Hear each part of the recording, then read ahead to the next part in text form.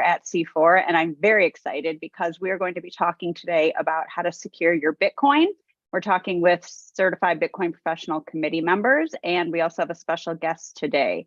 So let's start with quick intros. Let's start with the committee, and then we'll intro our guests. So Dirk, would you like to start? Yeah, I'm Dirk Anderson, and I'm one of the members of the Certified Bitcoin Professional Committee. I also sit on the CCSS, which is the Cryptocurrency Security Standard Committee here at C4. Because I come out of a background of about 15, 20 years of IT security, information security, and auditing. Awesome. Okay, Hunter. Yeah, excited to be here. I'm another member of the CBP committee as well, and have a background in sort of machine learning and education. Rodney, you're the last one left from the committee who's on the call, so I'm calling on you. Thanks for calling me.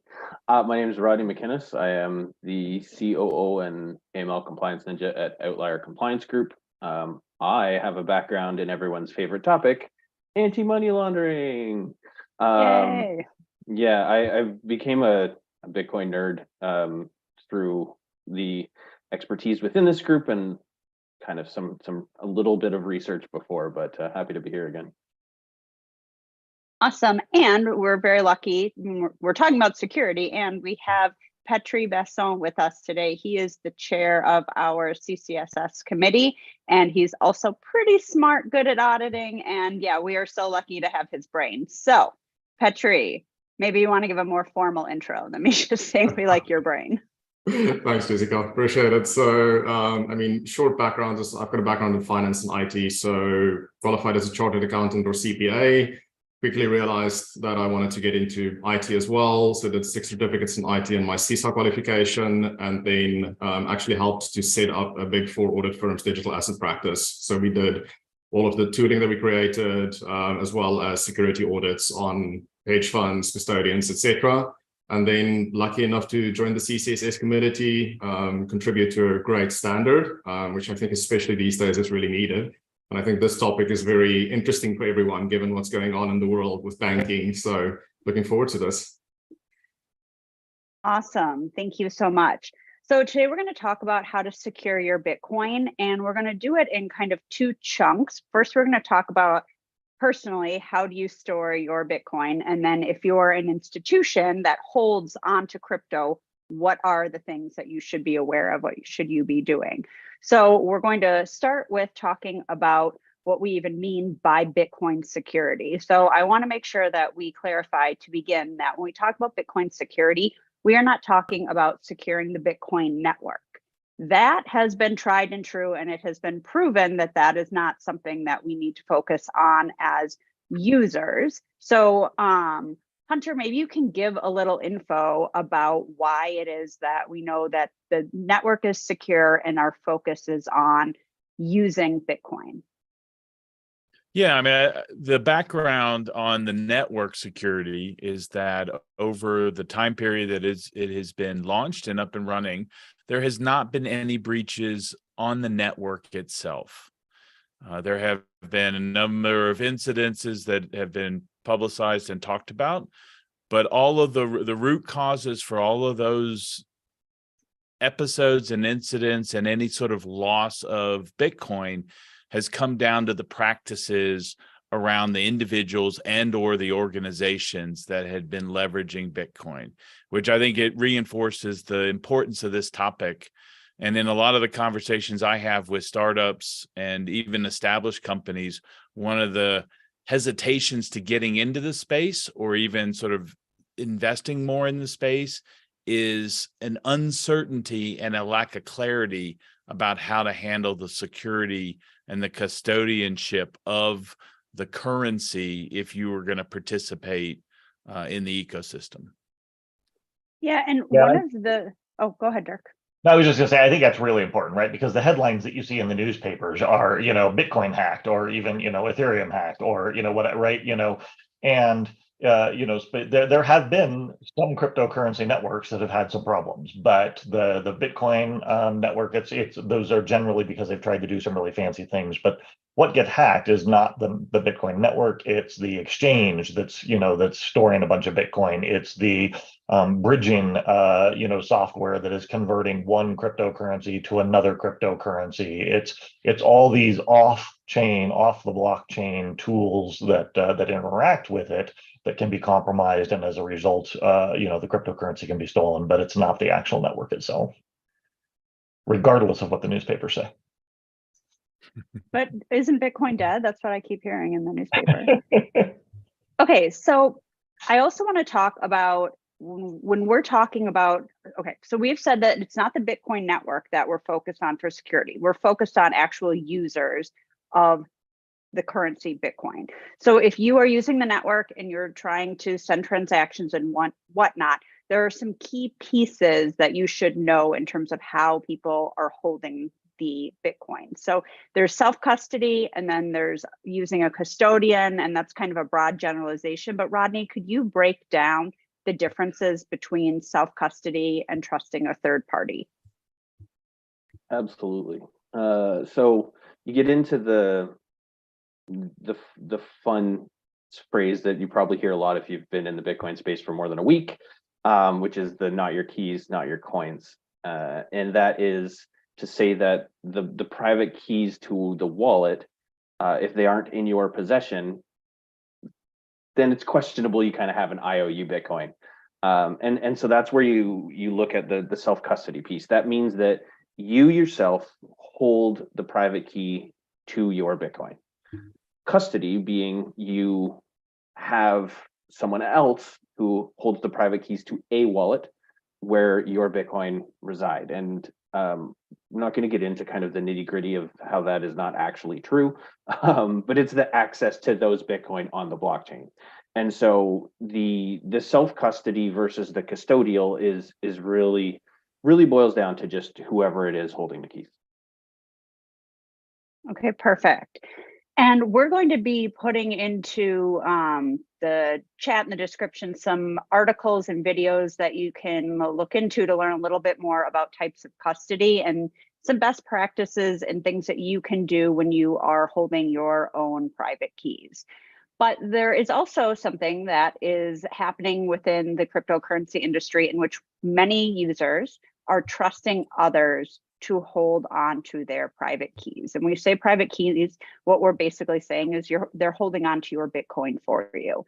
They have access to it. And I think that there can be positives to this, depending, but there can also be a lot of challenges. And we think that, or at least I think that the media that mainstream has kind of pushed out why there are so many positives to this. I think the marketing surrounding custodians and what they're pushing out has been pretty positive. And then you see things in the news and people question it, but then they keep coming back to using these custodial services.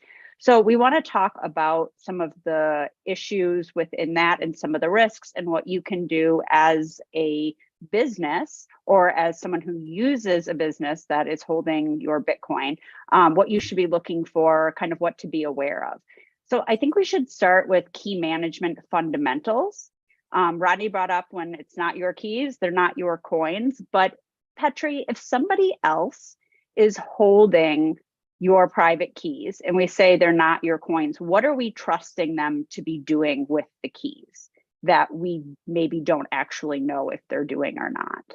Yeah, so I think to your point, custodians aren't all bad. That's the beauty of the blockchains and the beauty of private keys. You can be your own bank, but with great power comes great responsibility. So if you're your own bank, you're responsible for that as well. If you lose those keys, it's gone. And that's where custodians can be useful. I mean, I think everyone on this call has gone down the rabbit hole of how do I secure my private keys? It gets very complicated. I mean, I've used this example a lot of times. I'd probably not want my mom to store her own private keys at this point. It's not simple and user-friendly enough yet. So a custodian is useful there. The custodians also have much more resources. Some of them have insurance that they can cover. In the end, what you're doing there is very similar to what we do with traditional banks. We're trusting those guys to hold our assets and that the assets are there. And when we're doing that, we're also trusting them to do the things that they say they do. And I think this is where a standard like the CCSS comes in. A lot of these custodians have very fancy, very nice pages with, you know, all the vaults, all of the security, etc., that they've got in place. But those things haven't been verified. And you need an independent third party to actually go there and say, yes, you're actually doing what you say you do. And I think that's what actually then starts building trust, because now I can trust these guys. Someone independent has gone in, they've checked everything that you say you do. I'm not just relying on a website that someone in the marketing team, you know, thought these were nice words to put on there. So I think that's really what's happening there, is you're trusting them with the private keys in your assets. And I mean, the beauty is we'll get to proof of reserves and those things, but you can potentially see what the assets are, etc. But to the flip side, we've seen it with some of the exchanges. They might be using your assets for other things. So risks and benefits to doing that. Yeah, there's definitely risks and benefits to lots of things in here. So let's talk about, I think you talked a little bit about some of the risks, and that's that idea of with great, you know, power comes great responsibility for a user. And then also to the custodians, with great power and power over other people's money comes maybe just as great or even greater responsibility, because you might be holding on to much more money and it would impact many, many more people. I think, did we give a rundown of what we mean by the CCSS? Did we do an explainer and I missed it? Or should we explain that? No? Okay, let's explain the standard and what we're talking about when we say the cryptocurrency security standard, or CCSS. Dirk, could you start with just giving kind of start, and then you and Petri can jump in and explain it a little bit more? Yeah, sure. And Petri can correct me if I misstate anything. But yeah, so the CCSS was designed as basically a security checklist, right? A set of tools for making sure that you are managing the security of cryptocurrency and blockchain assets in general really correctly. And so it kind of focuses on two major areas. One is the asset management, so that's kind of that key management piece that we were talking about. And then also there's a section that's more about operations, and that's where we talk about things like proof of reserve and stuff like that, right? How you're actually operating. It's intended kind of as a plug-in security standard, right? So it's not a replacement for other security standards like ISO or PCI or NIST or any of the security standards that people utilize around information management in general, but really just to kind of very, very specifically go over the controls that are necessary if you're dealing with cryptocurrency assets. Yeah, Petri, anything? Yeah. Yeah, not much to add. I think what the CCSS makes it's very unique is that it's focused on private key. So private key control and management. And to Dirk's point, I've seen this multiple times. The traditional standards, SOC 1, ISO, etc., they're focusing on your information security system, not private key controls. So that's where this really is useful to add on. I think the CCSS is also very useful just for anyone who's working on a custody system, if that's your personal one or a business, in terms of everything to think through. And sort of because the CCSS has its levels, you can see sort of, I call it sort of the paranoia range. I think the level 1 is already really good and really strong. Level 3 is extreme paranoia, but that starts to become a little bit harder to implement. So I think it's a very good and useful standard in terms of thinking through that and how you want to implement it. Yeah, I want to point out too that this standard is free and open. Anyone can look at it and anyone can use it. And it was created by a bunch of cybersecurity and audit and cryptocurrency experts. And so it is available for anyone to use. I'll put the link in the chat. But I also wanted to talk about, so Petri, I love that you talked about how your mom, you wouldn't want your mom to custody her own keys. And I think that that's because she probably doesn't know about key creation and good entropy and what she should do if she, a a private key or a seed phrase is compromised, that kind of a thing. And so when we say, oh, it would make sense for her to trust a custodian, there is then the assumption that this custodian knows how to properly generate keys. Is there enough entropy? What would they do if there was a key compromise? And so we have seen many people trust custodians, and some custodians appear to be doing a great job and some don't.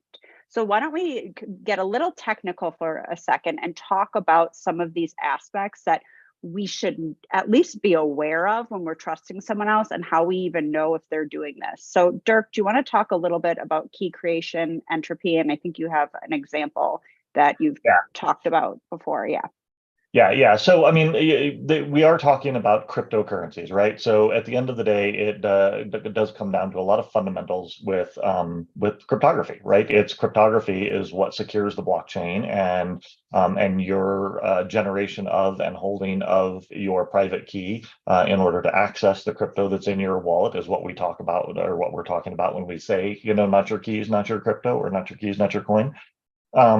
And you have to start right at the beginning, right? Because cryptography, the kind of cryptographic algorithms that are in use here depend a great deal on having a lot of entropy or a lot of randomness involved in generating those initial keys, because that's how you know that your key is strong.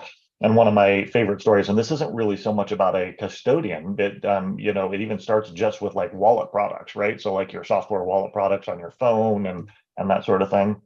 One of in the early days of Bitcoin, there was a Bitcoin wallet on the Android phone that used insufficient entropy. And so you would download this app and you would generate your wallet. And sometimes you would generate your wallet and find that it already had Bitcoin sitting in it. You now had all this Bitcoin sitting in your wallet because they were not using an adequate amount of entropy just in the creation of the keys. And so they were actually recreating the same wallets, right? If you follow the protocols properly, this should be like basically impossible, right? As near to infinity against as is conceivable for us. But they just weren't, and so they kept generating the same wallet addresses multiple times, and people would find that they actually already had access to Bitcoin that wasn't theirs. So it starts right at the beginning, right before you even get into how do you then secure your keys, right? And how do you manage the keys, and how do you deal with, like you said, what happens if you lose a key, you lose your phone, you lose a backup, that sort of thing, right? It starts right at the beginning with making sure that you're actually generating a good private cryptographic key.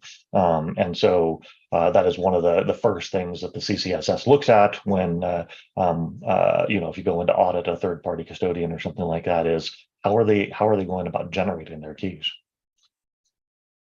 I think maybe to add on to Dirk's point is the cryptography that's used here is extremely strong. And if you use it to its full extent, your assets are very, very secure. I think you hear a lot of times, what if Bitcoin gets hacked, all those kinds of things. But I think if the cryptography behind Bitcoin gets hacked, we've got bigger problems, because the internet uses that, email uses it, government uses it. So we'll have much bigger problems. So as long as you use these tools as intended, I think the PlayStation Act's another example. That was ages ago, but they were using the same salt. So the same randomness was in there, and it was really easy to then figure it out. But as long as you're using these things in the right way, your assets are very, very secure.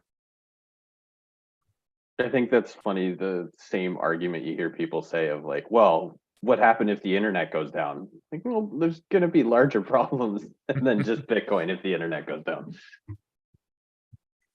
Well, one of the things that the internet being up and the blockchain, at least Bitcoin blockchain being visible, provides is like that visibility, that look into what's going on. So you can check if the Bitcoin network is up or not. And you can check if your transaction has gone through or where it was sent next on the Bitcoin blockchain.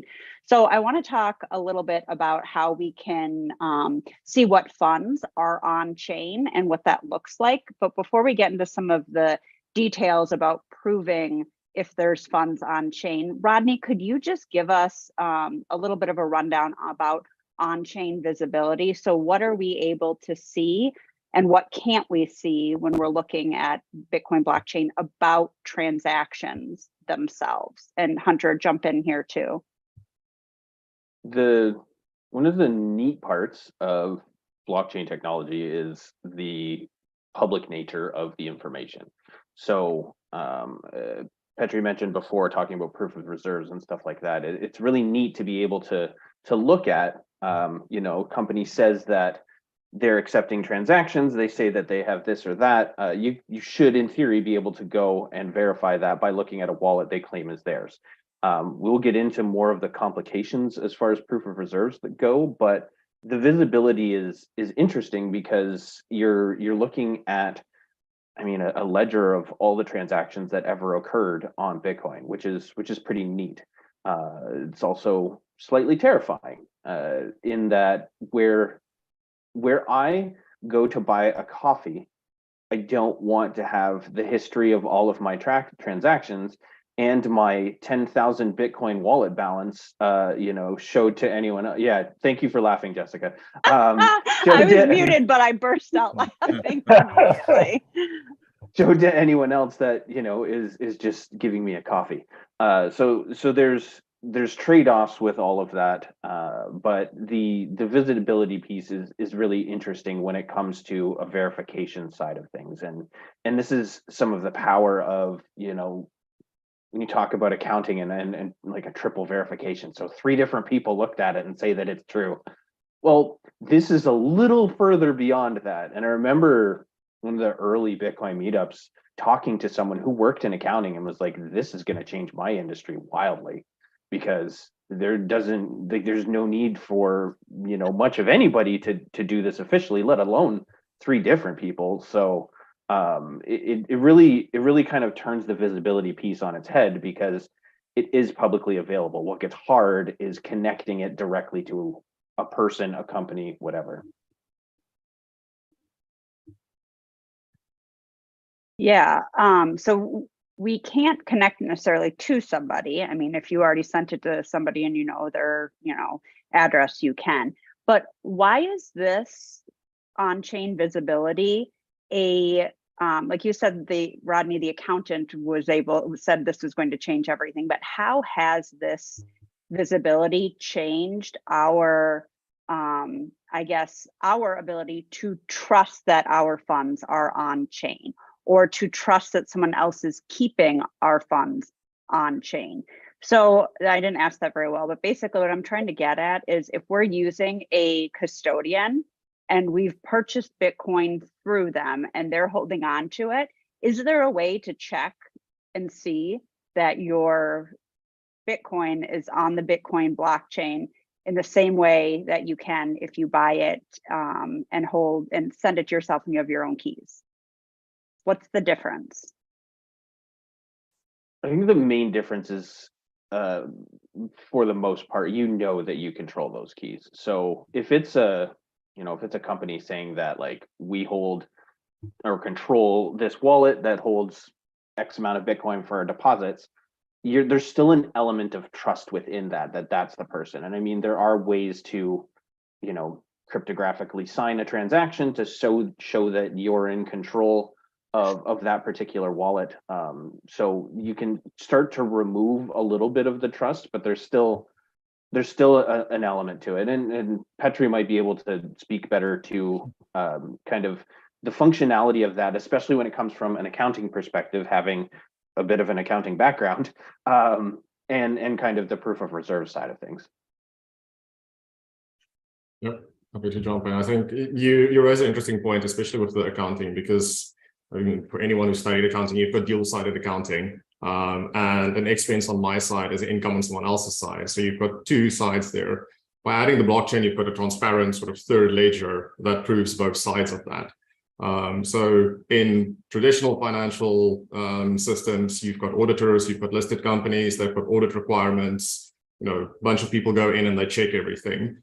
With an independent ledger that's sitting there in public, you can potentially then go and verify assets on that blockchain. Now, proof of reserves is a big topic and there's a lot to consider. I think on the one side, there is a privacy concern. As you said, you don't want people seeing your 10,000 Bitcoin. The exchanges potentially also have concerns there from a security perspective, whether they want everyone to see all the wallets that they control, and then how they want to do that. The second part of that is also we live in a multi-chain world these days. Most people don't only hold Bitcoin. So you've got different elliptical curves, different ways that things are done. So for an exchange, and we'll use that as an example just with history, doing a proof of reserve is actually very complicated because you've got multiple wallets across multiple chains. And then at a point in time, you have to prove ownership of those wallets. So I mean that you can do via a microtransaction, you can do it via a signature. And you also need to figure out what works for them in terms of how their security is set up, because they need to be able to go and prove that, access those keys. Some of them might be cold storage keys that are very difficult to get to. It's intentionally hard to get to those things.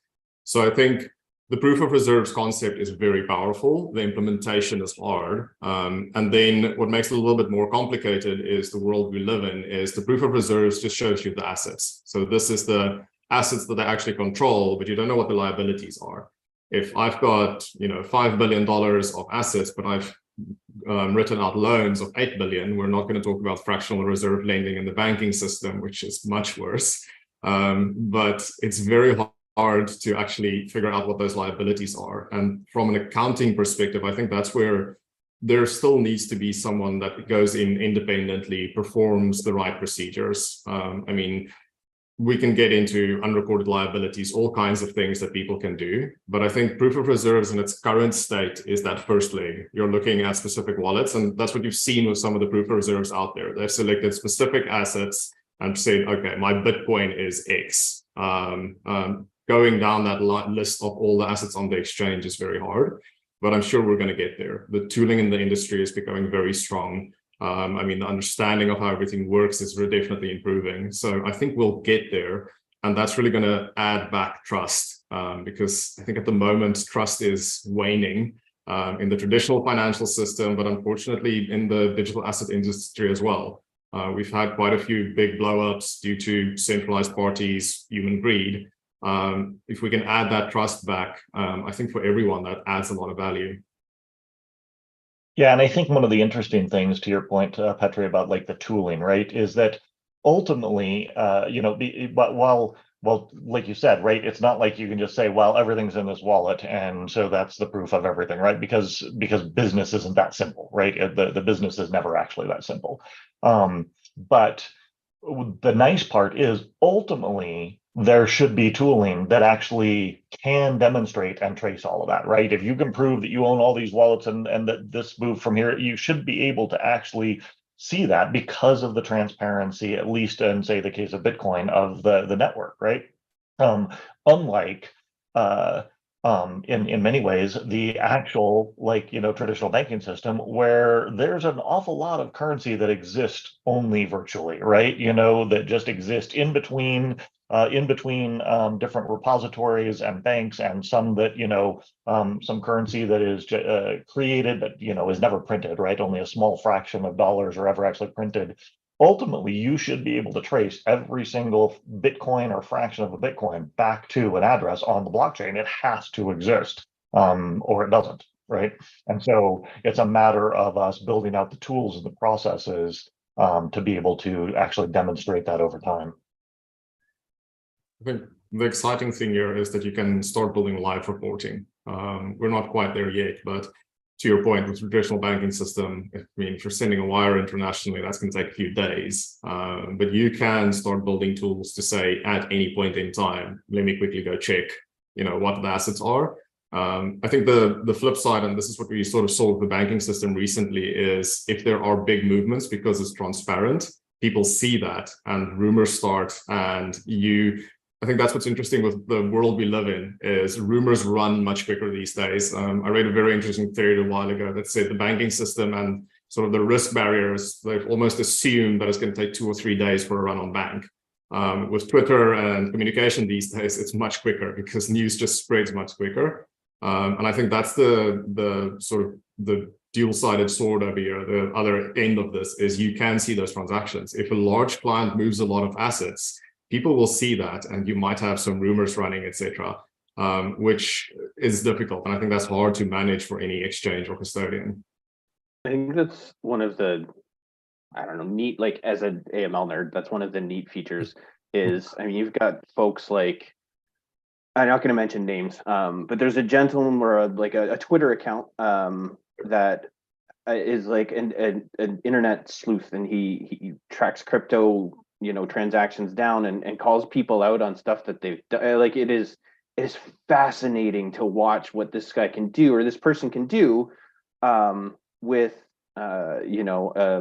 what is a really cost-effective chain analytics tool, and can talk about people getting paid for things that they said they weren't getting paid for, and just some of the really wild stuff that's out there. So I think that's one of the neat features of that visibility is it really turns on its head this person said it, so it must be true. It's verifiable. You can tell whether or not it's true. It's pretty interesting. That's what makes it cool, is you've got community sort of looking at things, and you've got that accountability to the community.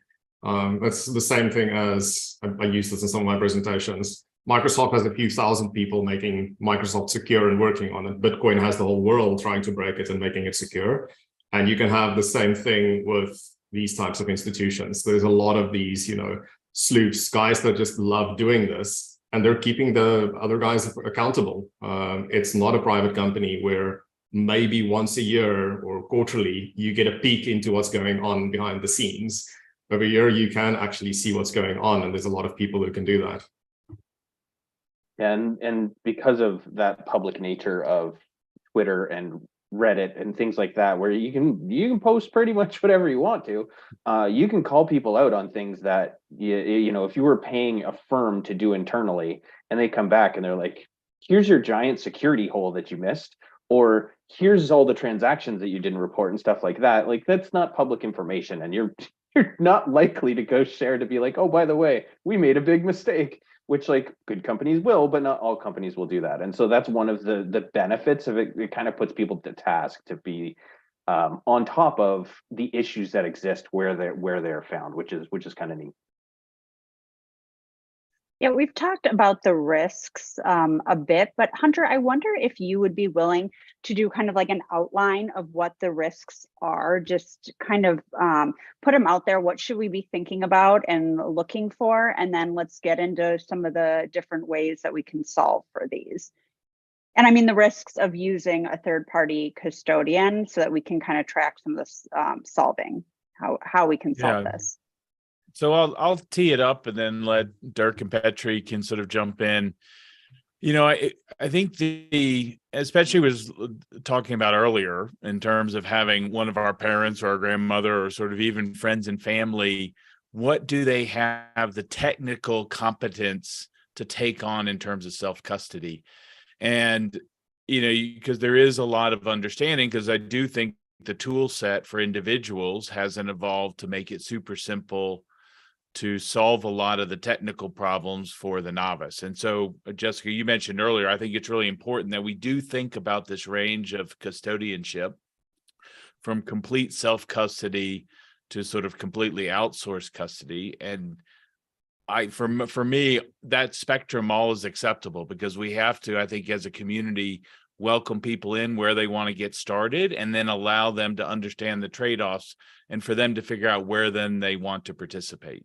And so the same thing then applies for companies, and that they have to figure out what they want to take on as they're starting up. I think they should be absolutely transparent about where they are, but the custodianship of other people's money as a business, I think, is a very serious and sensitive topic that you have to understand what you're getting into, which I think is a real motivation for the CCSS. One, to have the understanding, but two, then to think about managing it, because you're now making decisions both in terms of your policies that you're executing as a company, but also, I think Petri brought it up, right? Your sort of liabilities, the obligations that you have to the customers that you need to uphold, not only because it's the right thing, but it's also very critical for the future of the business to be able to build that trust and deliver on your promises to the customers. I think, when you're looking at this at a very high level for the risks, the way I look at it almost is you're looking at external risks and internal risks at a custodian. External is your system hasn't been designed well enough, someone figures it out and the assets are gone. Mt. Gox is a good example there. But internal is you've got a bad actor internally. Your internal controls and systems aren't designed well and someone exploits that, where we've seen with, some of the recent things, backdoors being built into systems, etc. So I think those are also the two very high level things, and the CCSS tries to address that by talking about who are your signatories, do you have multi-sig in place, all those kinds of things. You don't have a single point of failure. So that's why a standard is a good sort of having that reference to be able to think through everything. Yeah, can we talk about some of the custody options that are out there? So Petri, you mentioned multi-sig, and it's possible to do multi-sig on your own. It's also possible to be using multi-sig with a third party. Could you explain that? It doesn't have to be Petri, just anybody explain what multi-sig is. Yeah, so I'll jump in there because I think so multi-signature, right, simply means that that there are multiple private keys or parts of private key, and that actually moving the money out of a wallet on the blockchain, moving the crypto out of a wallet on the blockchain requires some number of those, right? So we generally think of multi-sig in terms of 2 of 3 or 4 of 6, or right, so there's that many keys, that many people that have keys, and some quorum of those people have to come together in order to move it, and that kind of mirrors in some ways other traditional security roles, whether checks over a certain amount at a company require 2 signers on them, or it takes 2 keys to launch the missiles, sort of thing, right? But I think what we're going to see more and more, because there are, right, without getting really into the discussion around the fundamentals of crypto, right, which the not your keys, not your crypto, there are people who would never ever like let anyone else have any custody in any way of their crypto, right? But there are, not only are there people like grandmas, right, who maybe need some help, there are businesses that function around that, right? Whether that's exchanges, right, where you're actually like buying, you got to get your crypto somehow, right, that sort of thing, right, buying or selling your crypto, converting your crypto, or if you want to borrow against your crypto. And there are business models that require at some point custody being transferred for some period of time. And I think what we're probably going to see more and more in that world after this last year is not just multi-signature, but so multi-signature is a technology, it's a way of implementing something, right? But we're going to see, I think, these multi-party type agreements, right? So the exchange, you don't just send your money to the exchange, your money goes into a wallet where you have some control, the exchange has some control, a third party has some control. And you're going to wind up with these kind of like tri-party or multi-party agreements.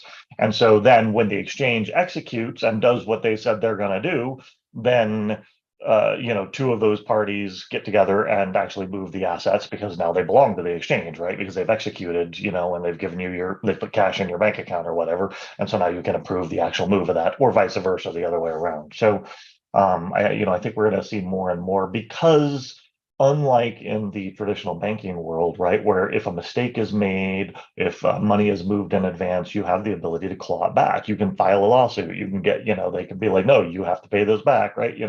That doesn't work on the blockchain, right? Once the cryptographic signature has been put in place and the asset has been moved from one wallet to another, it's done, right? So for the same reason that if you lose your keys, you can't get your money back. Once the money's moved, you can't get the money back.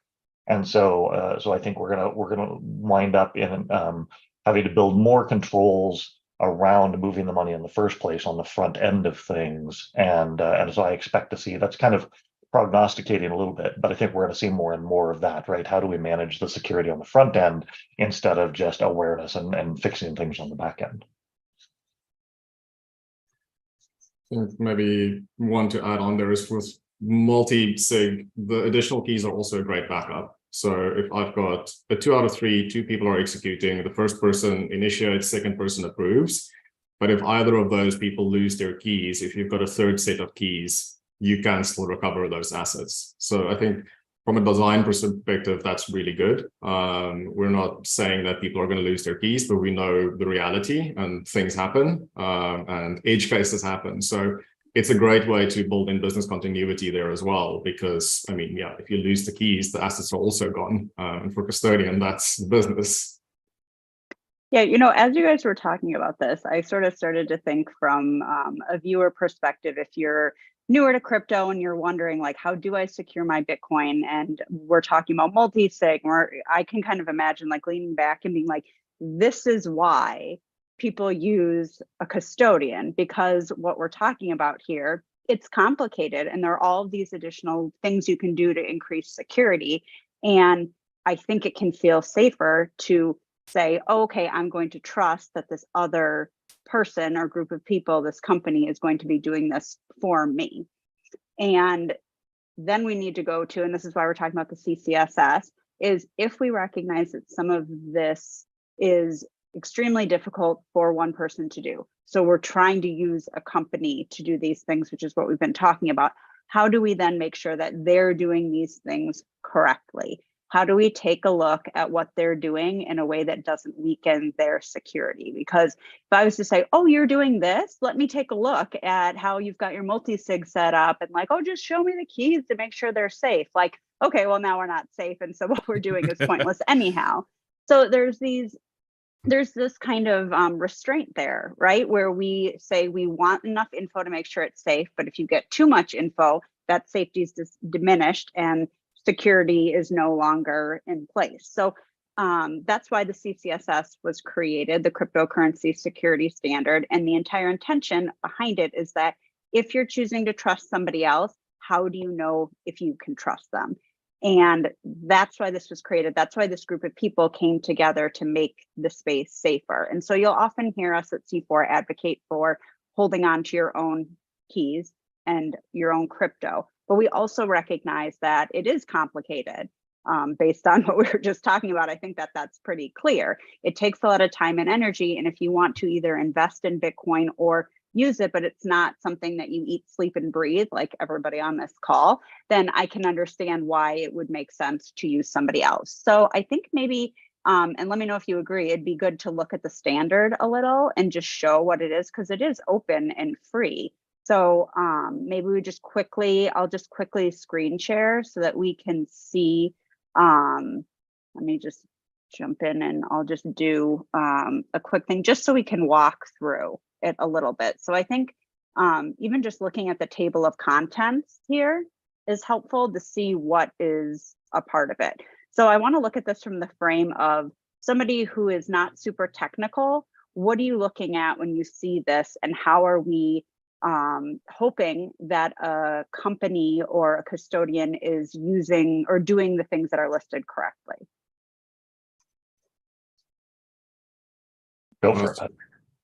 I didn't call on anyone. I mean, happy to run through. I think even if I'm an individual and I'm reading through this and I'm thinking through it, there's a few things here that I think people forget about. So key/C generation is a big one, because if you generate your keys initially and that's not secure, I mean, you're in trouble from the start. So that's why it's very important. Secure location, how have you generated, what's the software you've used, etc. Because if you make a mistake right at the beginning, you might have a brilliant system designed after that, but you're already in trouble. Wallet creation, the wallets that you're using, how it's set up, etc. Very important. I think even for individuals, just to see which wallet you're using, verifying that it's the right one you've downloaded. There are basic things like that to check. Key storage is a very important one. I think everyone is very paranoid about their primary key, so the main private key, if you've got a ledger or wherever it is. But key storage is also getting into your backup keys. I think especially individuals, you forget about that a lot. Write my seed phrase, which is the recovery for your assets onto a piece of paper. put it in your drawer and the cleaning lady finds it or whatever. So those kinds of things are also very important to think through. For big companies, this becomes much more complicated. And then key usage, that's where I think it's, again, a range. Lower assets, it might just be you controlling your keys, doing transactions. Higher value corporate entities, you want to start using those tools, the multi-sigs, etc., for actually key usage. Then key compromise protocol is, what happens when things go wrong. I think that's even good for a individual. If I lose my ledger, I'm traveling and TSA confiscates it. I mean, stories like that have been in the news. What do I do? How do I actually recover those assets, move them if I need to? How do I do that for a company that's even bigger? And then what was the next one? Yeah, key holder grant revoke access. I think that's really that's at the institutional level. But that almost gets back to classic IT security. You don't want a terminated employee to still control keys, especially if they left on bad terms. That's very risky. So that's really that's one of those areas too, Petri, right? Where I think a company needs to put a lot of thought into that one, right? Because ultimately, within a business environment, a custodial environment, that should be based on some sort of a zero knowledge process, right? I mean, the key holders that you have should never really actually have access to the keys themselves, right? If you have a solid process around that, so that even when they leave, if they leave, because again, it's the wallets on the network are generated utilizing the keys.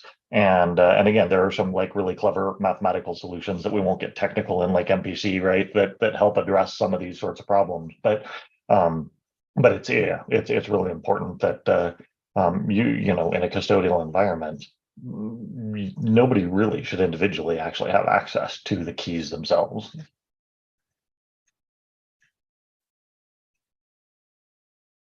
I mean, Yeah, well, I was just going to say, and then the last part is the operations side of the standard. But what I want to go back to is when you said the key holder grant revoke, I feel like this is something when I first started reviewing the standard, and I realized like this is actually helpful as an individual too. So let's say I don't use multi-sig. I just have one seed phrase written down for one wallet. And let's say I share this wallet with someone. Like, you shouldn't, but what if you're married? What if it's something that is being accessed from multiple people? Should you split it up? What happens if you split up with the person? What do you do? There's all these things that I think we don't think of.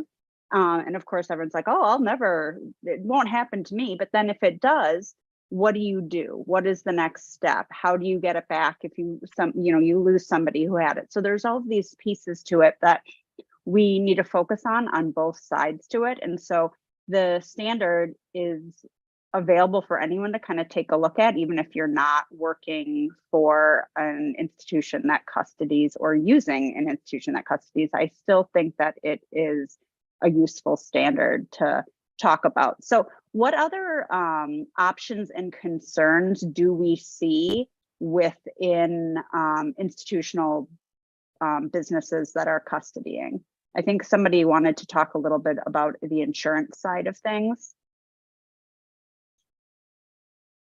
Or did we just put that on the list and we didn't have anyone specific that was like, me, Rodney, were you the one? No, it was not with the one. But I mean, like a lot of things, like banking, insurance is another struggle within the industry generally. But I think you can look at the company itself and the space they operate in. So in Canada, we recently had a crypto custodian that is now a registered trust with all of the regulatory bodies that they need to, which for any Canadians watching is extremely onerous. It is not light. It is not something that's fast. This has been years in a process. And so you've now got, this company that is able to custody crypto and held to, not only the CSS style of standard, but now they're looking at SOC certifications and regulatory reports and segregation of funds and all of these other reporting obligations that come from a regulatory perspective. And it is all relatively transparent and very, very closely monitored, especially being, I mean, like the first crypto related custodian in Canada. And so when you're looking at somebody that's doing your custody, awesome that they, you know, have the CSS implemented, had it reviewed by somebody who got their certification that can review it to make sure that not only did they do it, but did they do it properly. That's a great start. But now you get into the next level of like, okay, are they regulated in another space? Is there other certifications that they have gotten? Is there other elements that, you know, add another layer of oversight into what this company is actually doing? I think maybe if we bring it back to the insurance, I think, Rodney, yeah, insurance is very hard. I think the insurance providers are struggling to wrap their heads around this, and especially because of the volatility. You know, if I insure assets for $1 million today, in 3 years' time, it might be worth much more. So I think how that works, and then where insurance companies are potentially holding crypto assets to back insurance policies, is something that you've heard people talk about. So if I'm insuring Bitcoin balances, I'm holding Bitcoin. If the price goes up, I can actually cover those losses.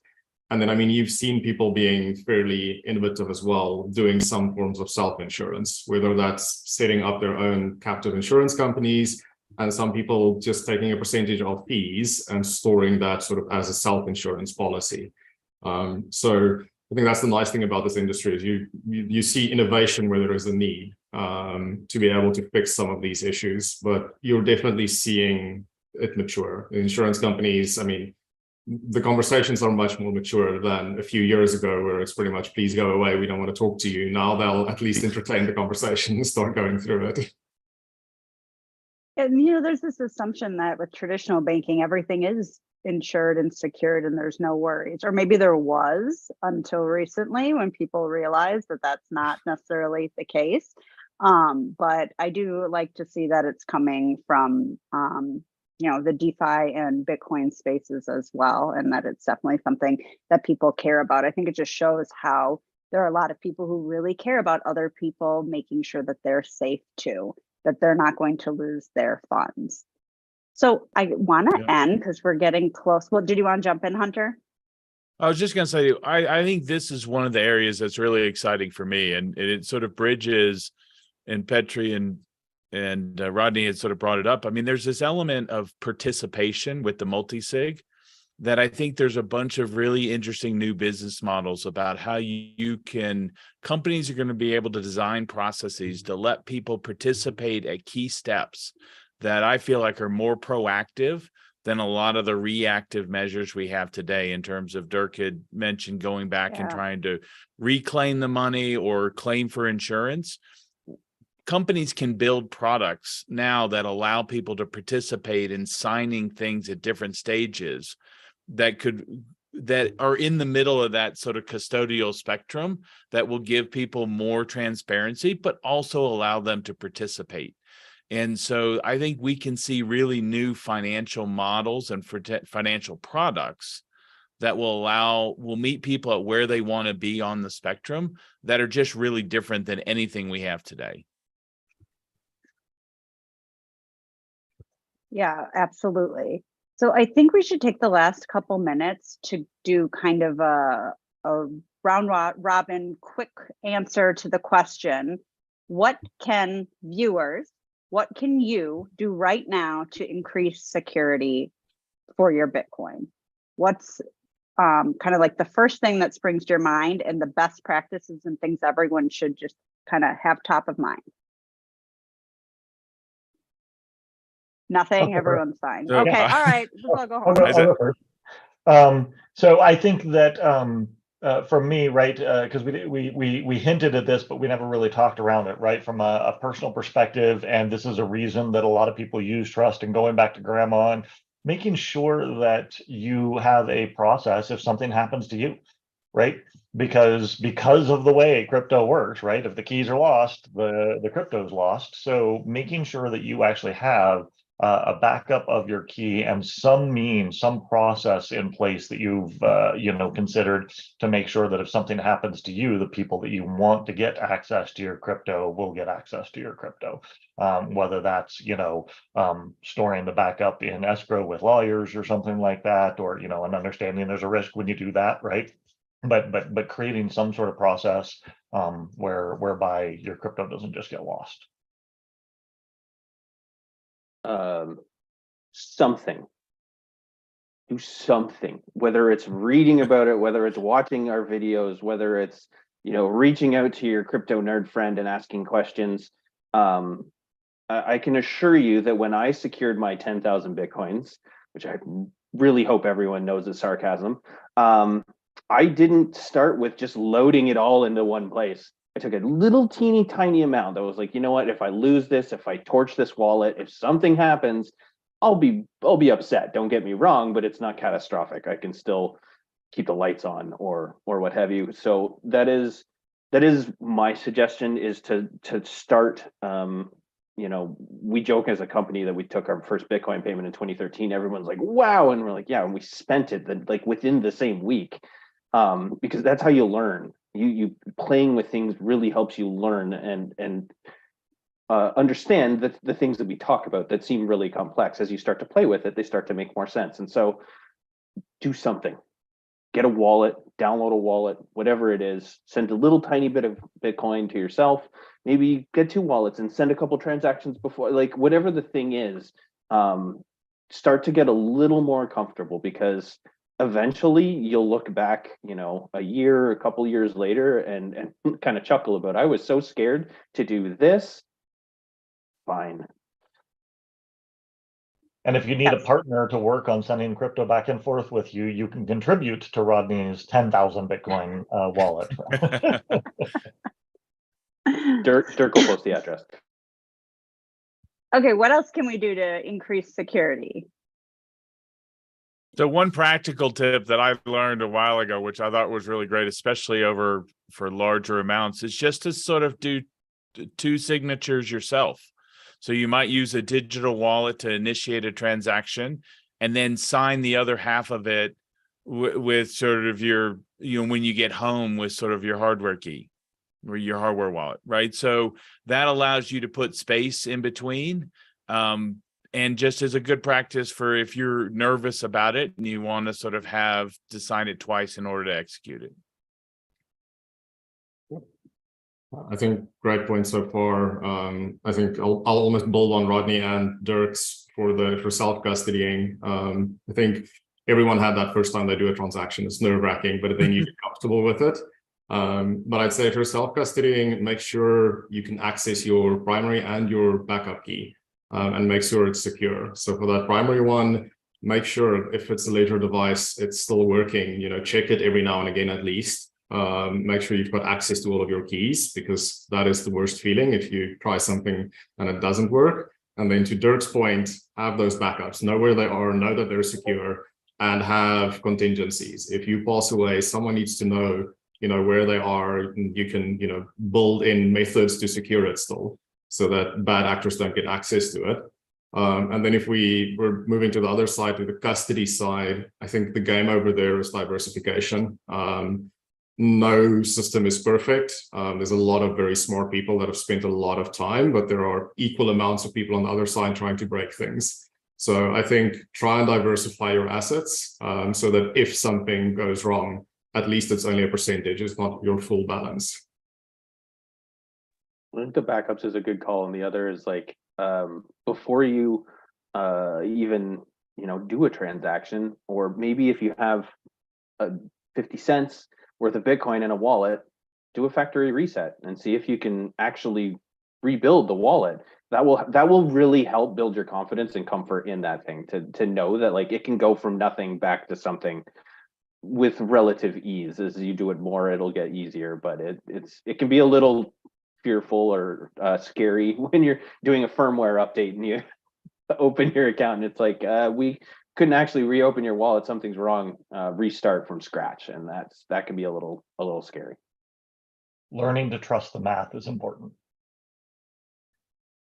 I think the last thing I would say, since we've talked a bit about the CCSS, is if you're using an exchange or custodian, wallet, whatever it is that you're using, is it CCSS certified? Have people actually gone in and done an audit to see what's happening behind the scenes? Have they had a SOC 2 audit? What have they done to make sure that they're securing their assets? And can they prove what they're saying that they have done?